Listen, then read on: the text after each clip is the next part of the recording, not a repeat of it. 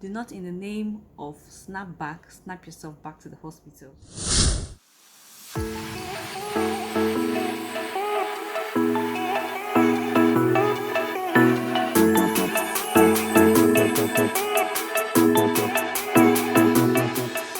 Hello guys, welcome back to my YouTube channel.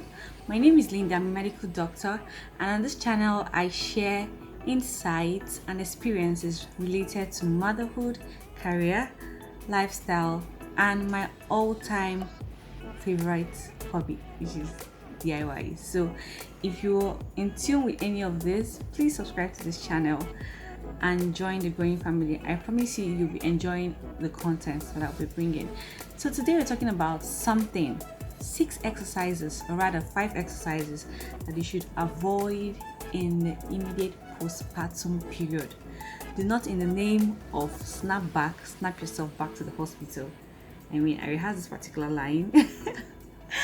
But jokes apart, seriously, we're talking about 5 exercises that you should avoid in the immediate postpartum period, and you get why. Like, there's a reason why it has to be that way. Okay, I know that there's this snapback culture. I don't want to go into it, but in a bid to get yourself back to pre-pregnancy state, it's advised that you do not do certain things so that you do not end up causing more harm than good. So in this video, I'm going to take it bit by bit. First, I'm going to explain what the postpartum phase is, what exactly goes on during that phase as regards exercise. Then we'll get to talk about that exercise component, and then at the end of this video I'll be giving you some tips on what you can do to help you recover well. Okay, what you can do to aid your recovery process. Nothing too intensive. First of all, if you're watching this and you are just about to deliver or you have delivered, I want to appreciate you for the beautiful work that you are doing. It's not easy to form a whole human being. Okay, the process of pregnancy till delivery is quite intensive and can take a toll on any woman. So queen, you are doing great, you are doing amazing, and just take it easy on yourself and you'll be fine. So let's start. What exactly is the postpartum phase? Does it mean that once you've delivered you're chronically postpartum? I mean, postpartum this, postpartum that. What exactly is the postpartum phase? So the postpartum phase is the first 6 weeks after a woman has put to bed, and it's medically we take it that that's the period which it takes for a woman's body, most of the things in a woman's body, to get back to the pre-pregnancy state. Most, not all. That is in terms of physical, the physiological, the biochemical components, getting back to their pre-pregnancy state. So there are some hormones that are high during pregnancy that will drop during that period. There are some physical changes that might have occurred in the body that would also try to revert back. Okay, and some of these things are what we'll be delving into now. So starting with the physical changes that have occurred as regards to, tomorrow we're going to talk about exercise, so I'm going to shed light on some of those physical changes that we're concerned about when we say do not start exercising, doing these particular exercises within the 6 weeks. So first is the abdominal wall, the front. That's what we call our stomach. The abdominal wall. Okay, so during pregnancy, sometimes the abdominal wall in the midline would separate in order to accommodate the growing baby. Okay, and in that 6 weeks period, we expect that with increasing muscle tone, and since the baby has been delivered, this muscle will keep contracting till it gets back to its normal nature. But the reality is that it does not get back fully for a lot of women. Okay, and during that period of getting back to its normal state, there are certain exercises that when you engage in those exercises, is going to end up widening it further instead of helping the closing process. Okay, so you need to avoid those type of exercises. This is medically called diastasis recti. It's just a gap in the midline that takes time to close, but sometimes it doesn't close fully. So if you're going to exercise within this 6 period, it better be things that would help close it and not things that will open it up further. That's one. Two, again, is that the pelvic floor is weakened with the whole process of carrying a baby in you for 9 months. And if you've undergone a vaginal birth, the process of pushing out the baby also puts some weakening effect on the pelvic floor. Okay, so you need to also avoid exercises that would further weaken that area. Rather, you should be engaging in exercises that would help strengthen the pelvic floor.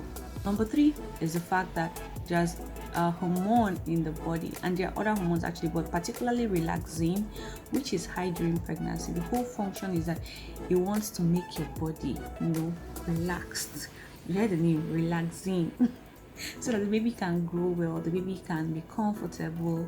That's why towards the end of the trimester, some women start complaining of joint pain and all of that. It's because of this hormone that is putting the body in a relaxed state. Okay, so after a baby has been born, it can take as much as 6 weeks for that hormone to drop, the level of that hormone in the body to drop to drop basically.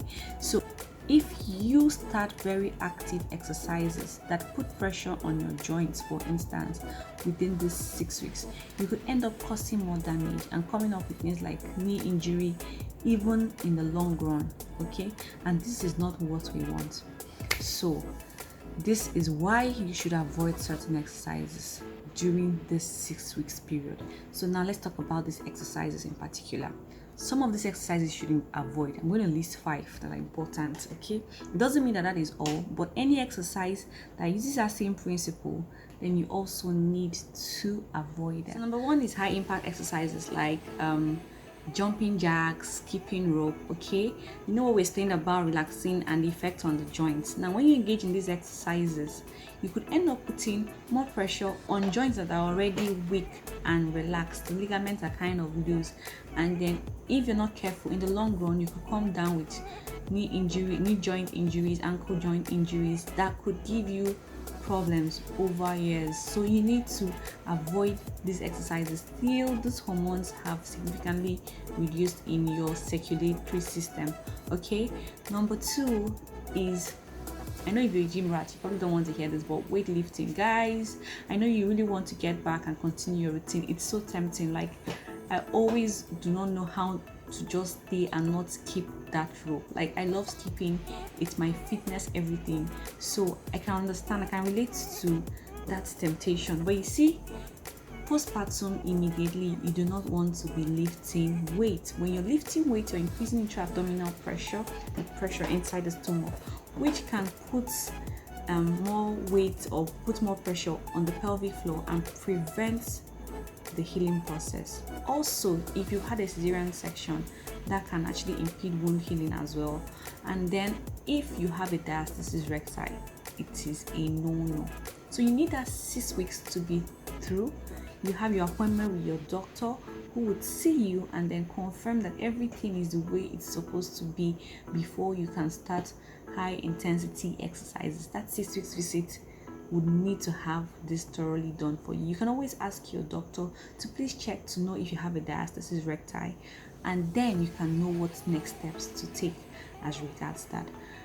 Number 3 is these last 3 I'm going to list are actually still under the category of things that increase intra-abdominal pressure, but I just want to list them because people have this notion that these exercises in particular help with reducing abdominal circumference. But the reality is that for women who have given birth, even after this 6 weeks period, if you have a diastasis recti and you're doing these particular exercises, you could just end up still having a big abdominal circumference, and you keep wondering, I've lost all the baby fat, but my tummy is still the way it is.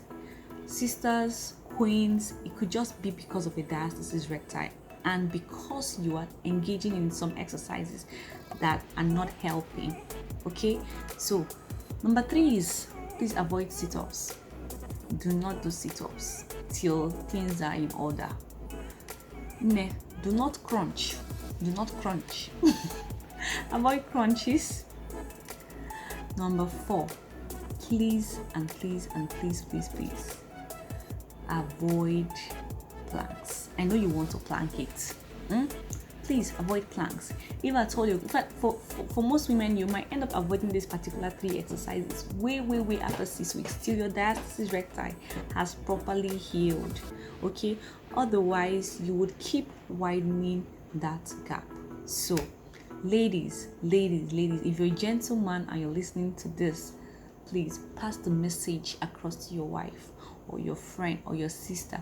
Tell them to subscribe to this channel because I have a lot of tips as well for them. Okay, so at this point, let's pause. Subscribe down there. Click the subscribe button. I'm emphasizing it. Subscribe. Okay, so let's proceed.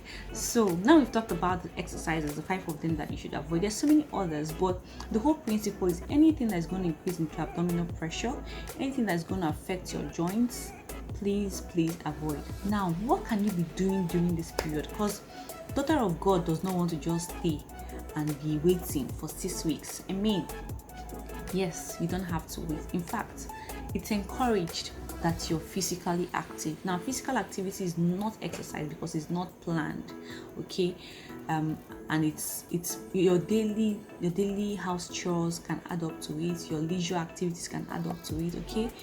Physical activity is advised that you're physically active. It helps with blood circulation. It helps with wound healing, okay? It helps with recovery. It even helps you to clear your mental space and then reduce the blues that you could have postpartum.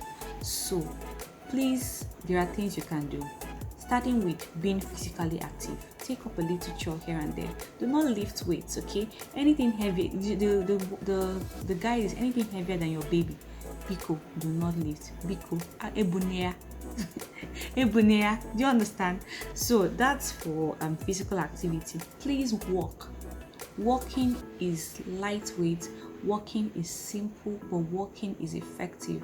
I kid you not, my first childbirth, because I had a cesarean section, I literally lost so much weight.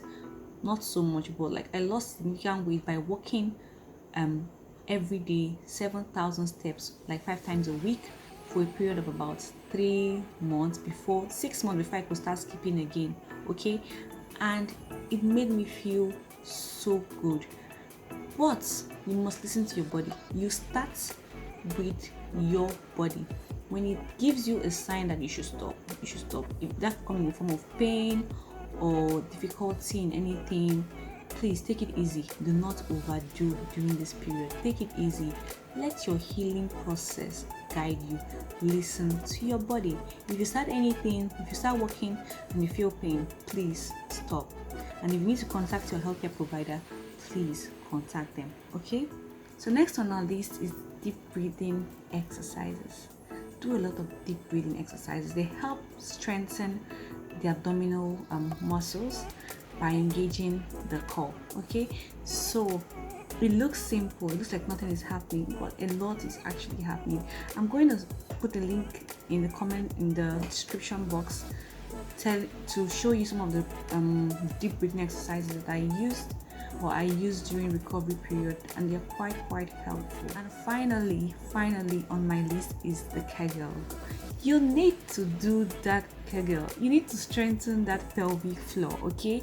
Not just because of the recovery process, not just because it helps with healing, but in the long run it could reduce your risk of having a prolapse or incontinence as a result of childbirth. So you need to keep that muscle, that area strengthened, not just within that 6 weeks, but afterwards you continue strengthening it. If you want me to post a video later showing you how to I can't show you here, but describing how to do kegel, then please put in the comment section. I'll post a video on kegel exercise. And also, if you want me to post a video later explaining how you can self-examine and check for diastasis recti at home, please let me know. So we've come to the end of this particular video, and I hope that you learned something from it. If you have any questions, if you have anything that you think would be of help to me as well in terms of like sharing insight, please put it in the comment section. I want to hear, like, I want this comment section to be as in an interactive place, you know, like it feels like I'm gisting in my house. So guys, let us get the comments rolling. A big shout out to everyone who has subscribed to this channel. Like, it gives me the vibes. Part of the reason why I'm like, Linda, you have to try and be consistent in this place, so you know. So I'm really happy, and I appreciate you for subscribing.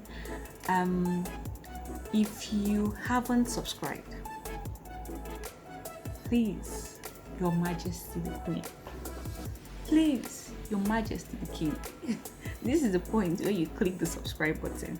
Put on the notification button as well. This button they call it. Yeah, I'm gonna get used to all these YouTube things. Put on the notification button so that when next I post a video, you'll be aware on time. So that brings us to the end of today's video, and I hope you learned something. Until next time, guys, have fun. Mwah.